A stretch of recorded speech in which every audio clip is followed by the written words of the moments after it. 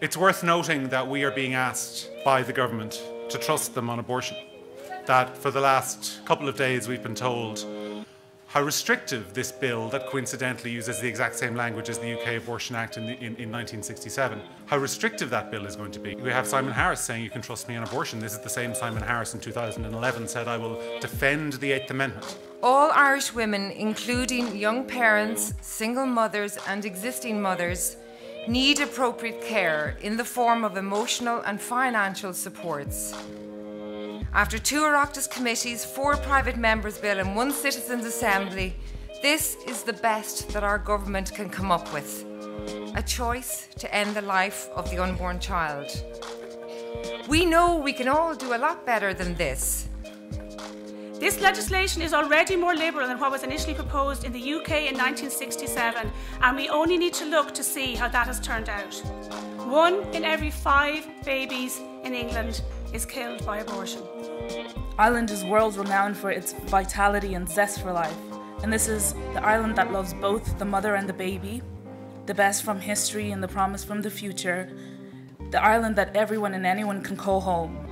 Like too many women in Ireland, I know what it is like to hear a doctor telling you that your unborn child will not survive.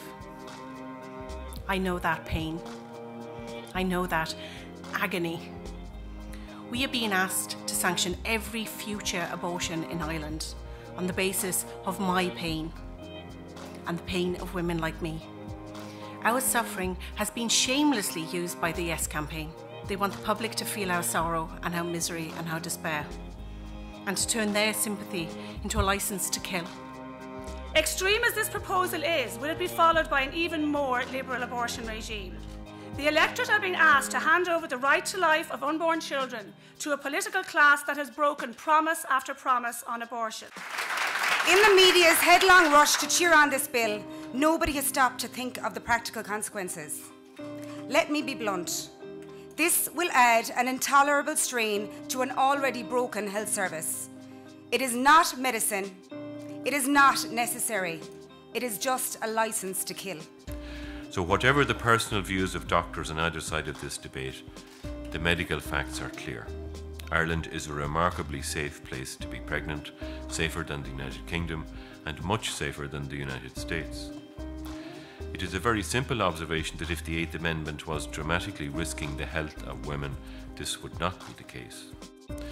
And not on one occasion was I ever prevented from protecting a woman's life because of the 8th Amendment. She went to her 12-week scan and saw that I was a fully formed baby with a heartbeat. I wasn't just a fetus, I wasn't just a clump of cells, I was a baby and I was her baby. I was worthy of life. I am a pro-life traveller and I want to protect our culture and future generations, and I will vote no. I am a student, I am pro-life and I am voting no. During my first pregnancy, I developed a serious condition.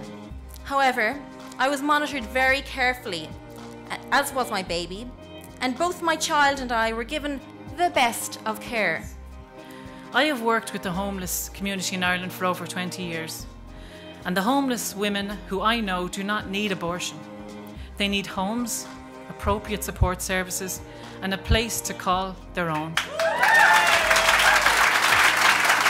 The Irish people in communities all across Ireland are recognising that what the government is proposing is actually one of the most liberal abortion regimes in the world.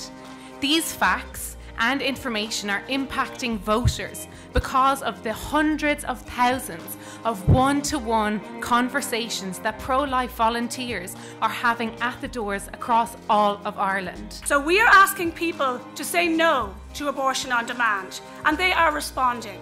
100,000 of you marched in the rally to save the 8th Amendment, and thousands are out.